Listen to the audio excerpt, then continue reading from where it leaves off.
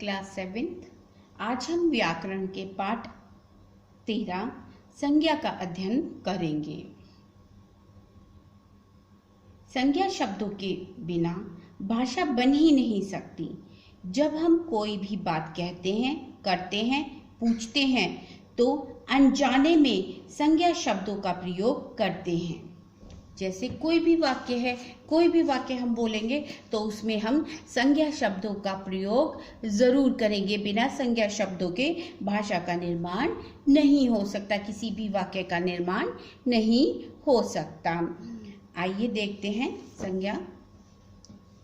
किसी प्राणी, वस्तु, स्थान अथवा भाव के नाम का बोध कराने वाले शब्दों को संज्ञा कहते हैं। किसी प्राणी, वस्तु, स्थान अथवा भाव के नाम का बोध कराने वाले शब्दों को संज्ञा कहते हैं। किसी प्राणी के बारे में हम बात करें, किसी वस्तु के बारे में हम बात करें, किसी स्थान के बारे में हम बात करें या अपने मन के किसी भी भाव के बारे में बात करें या उन शब्दों का प्रयोग करें जिससे वह झलकें, वे क्या कहलाते हैं? वो संज्ञा कहलाते हैं। जैसे आप देखें, उदाहरण देखें। मोहन कोलकाता में निवास करता है। मोहन, कोलकाता और निवास, ये तीनों चीजें क्या होंगी? ये संज्ञा होंगी। मोहन प्राणी, कोलकाता स्थान, निवास का मतलब रहना। ठीक। गाय एक उपयोगी पशु है। गाय प्राणी, पशु। ठीक, तो ये होगा आपका संज्ञा। संज्ञा किसी भी वस्तु, व्यक्ति, गुण, भाव, स्थिति का परिचय कराने वाले शब्द जो उसके का परिचय दें, वे क्या कहलाते हैं? संज्ञा कहलाते हैं। ठीक। जब भी किसी वाक्य में किसी प्राणी का जिक्र हो, किसी वस्तु का नाम आए, जो शब्द उस वस्तु, किसी वस्तु के बारे में कहें, किसी स्थान के बारे में कहें या किसी भाव के बारे में कहें, वह व्यक्ति बहुत बूढ़ा है, वह बहुत दुखी है। तो दुख क्या हुआ? भाव आया। ठीक। किसी प्राणी, वस्तु, स्थान अथवा भाव के नाम का बोध कराने वाले शब्द संज्ञा कहलाते हैं। आप इसकी परिभाषा को बहुत अच्छे से याद करेंगे। आगे देखते हैं संज्ञा के भेद। संज्ञा के 3 भेद हैं। पहला व्यक्तिवाचक संज्ञा, जातिवाचक संज्ञा, भाववाचक संज्ञा। पहला हम देखेंगे व्यक्तिवाचक संज्ञा। जैसे कि मैं आपको पहले भी बताई हूं कि बहुत कुछ जो शब्द है उसके अर्थ पर निर्भर करता है। व्यक्तिवाचक संज्ञा, तो इससे आपको साफ पता चलता है किसी व्यक्ति के बारे में यहाँ पर कहा जाएगा। जो शब्द किसी विशेष व्यक्ति, विशेष वस्तु, विशेष स्थान या विशेष प्राणी के नाम का बोध कराते हैं, उन्हें व्यक्तिवाचक संज्ञा कहते हैं। यानी कोई स्पेशल पर्सन, स्पेशल वस्तु, स्पेशल स्थान, स्पेशल प्राणी के नाम का बोध कराएं, उन्हें व्यक्तिवाचक संज्ञा कहते हैं। ठीक। किसी व्यक्ति का नाम हो, जैसे जवाहरलाल नेहरू भारत के प्रथम प्रधानमंत्री थे। ठीक। अगर ये होगा कोई मनुष्य भारत का पहला प्रधानमंत्री था। ठीक।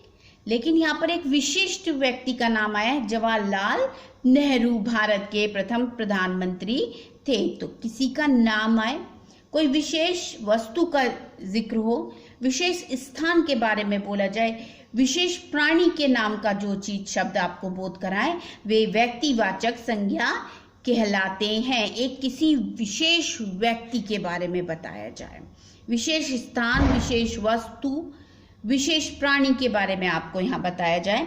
जैसे आप यहाँ देखेंगे, गौतम बुद्ध, जवाहरलाल नेहरू, सीता, राम, लक्ष्मण, या किसी का भी आप नाम ले सकते हैं, ये क्या कहलाएंगे?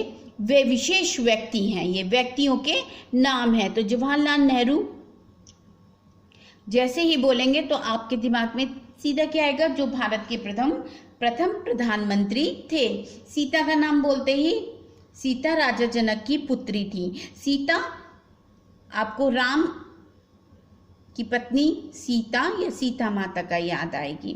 गौतम बुद्ध का नाम है, ऐसे कई व्यक्तियों का नाम होगा, लेकिन जैसे ही गौतम बुद्ध बोला जाएगा तो आपको भगवान गौतम बुद्ध याद आएंगे। तो विशेष व्यक्तियों का नाम हो, जैसे आगे देखेंगे, ऐरावत हाथी, कपिला गाय। प्राणियों के नाम विशेष, हाथी तो बहुत हैं। अगर कहा जाए हाथी मोटा होता है या हाथी बड़ा होता है तो वह आपका जातिवाचक में चला जाएगा, लेकिन यहाँ पर है ऐरावत, उस हाथी का नाम है विशेष ऐरावत हाथी, जो इंद्र के पास था, जो राजा इंद्र के पास था, इंद्र भगवान के पास। तो ऐरावत एक विशेष हाथी है। तो जब भी ऐरावत लिखा होगा वो हाथी का संकेत करेगा, हाथी का प्रतीक होगा, लेकिन वो विशेष नाम है, एक ही हाथी का नाम है ऐरावत, जिसे हम जानते हैं। कपिला गाय, जो ऋषि मुनि के पास थी, कपिला गाय। गाय तो बहुत सारी होंगी, लेकिन विशेष नाम की गाय कपिला, प्राणियों के नाम के, ठीक है।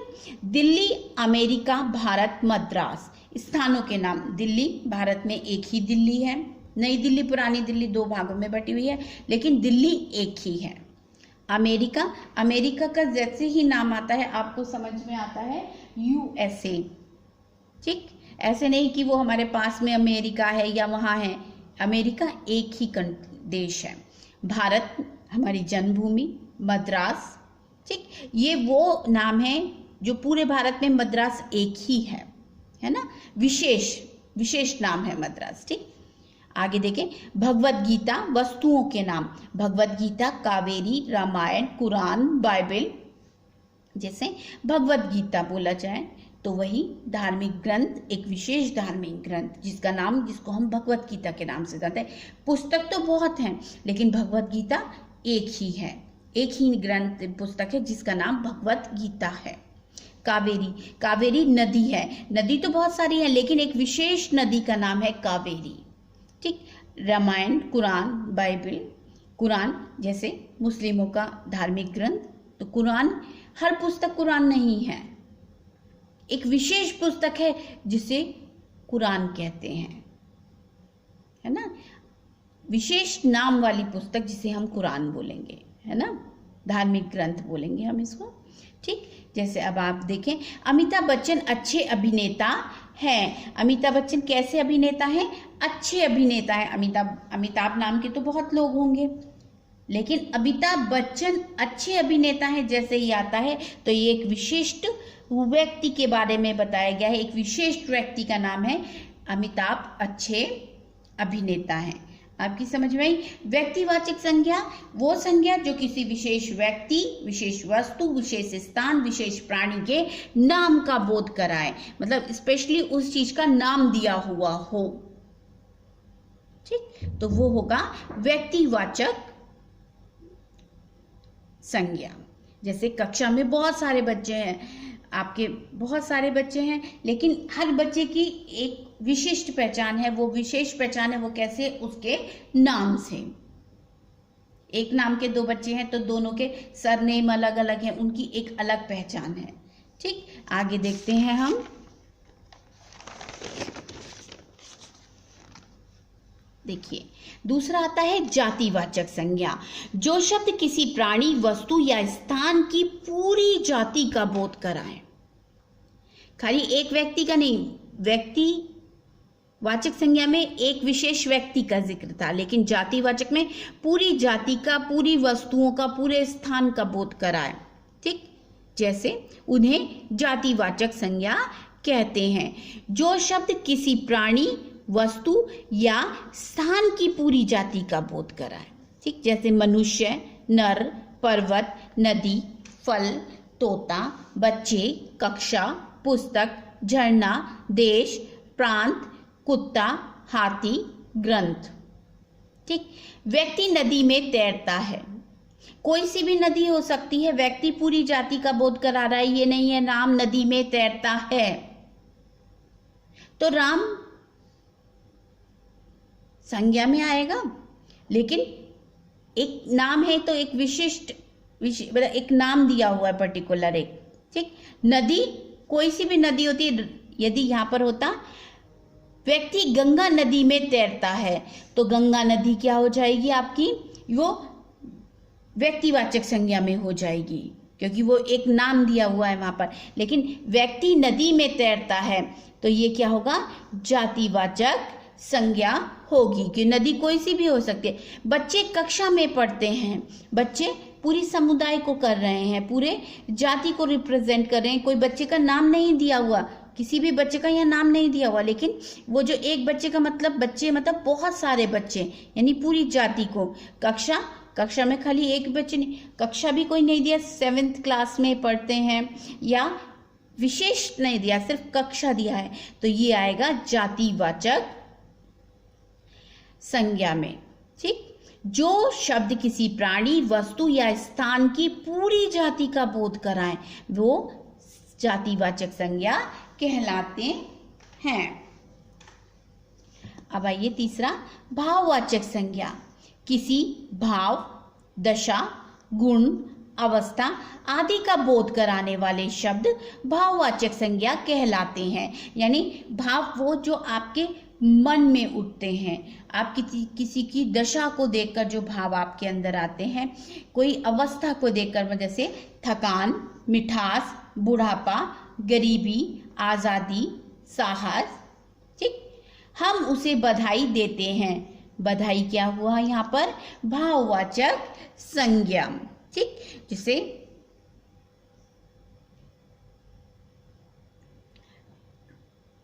राम वृद्ध व्यक्ति है, ठीक। तो वृद्ध क्या होगा, या राम एक गरीब व्यक्ति है। गरीब क्या हुआ, भाववाचक संज्ञा, ठीक। भारत की आज़ादी के लिए लोगों ने बहुत ही संघर्ष किया, तो यहाँ पर आज़ादी जो आया किसका भाव है, आज़ादी का, तो आज़ादी क्या होगी आपकी, भाववाचक संज्ञा, ठीक। अब आप आगे देखें, आपकी पुस्तक के अनुसार संज्ञा के 3 भेद हैं, मुख्य रूप से 3 भेद हैं, व्यक्तिवाचक संज्ञा, जातिवाचक संज्ञा, भाववाचक संज्ञा। लेकिन हिंदी विद्वानों के अनुसार, जैसे अंग्रेजी व्याकरण के आधार पर, हिंदी विद्वानों ने अंग्रेजी व्याकरण के आधार पर हिंदी व्याकरण में 2 भेद और माने हैं, जैसे द्रव्यवाचक संज्ञा और समूहवाचक संज्ञा। आपकी इंग्लिश में ये दोनों संज्ञाएं आती हैं संज्ञा के भेद में, इसलिए हिंदी में भी इनकी जानकारी होना आपको आवश्यक है। द्रव्यवाचक संज्ञा, जिन संज्ञा शब्दों से विभिन्न पदार्थों का बोध होता है उन्हें द्रव्यवाचक संज्ञा कहते हैं। द्रव्य बोला जाता है जैसे लिक्विड है ना, जैसे पानी है, तो कौन कौन से, ये सोना, चांदी, जो भी धातु रूप है, धातु है वो इसके अंतर्गत आएगी। सोना, चांदी, लोहा, पीतल, एल्यूमिनियम, है ना, सोना, चांदी, ऊन, लकड़ी, तांबा, पीतल, गेहूं, जल, दूध और लोहा, ठीक। ये द्रव्य रूप में जो होता है, जिन संज्ञा शब्दों से विभिन्न द्रव्यों का बोध होता है उन्हें द्रव्यवाचक संज्ञा कहते हैं। अब आगे देखिए, समूहवाचक संज्ञा। समूहवाचक संज्ञा, जिन शब्दों से संज्ञा के समूह का बोध होता है उन्हें समूहवाचक संज्ञा कहते हैं। समूह एक व्यक्ति से नहीं बनता, जहां 2 या 2 से अधिक व्यक्ति होंगे वहां पर समूह बनेगा, ठीक।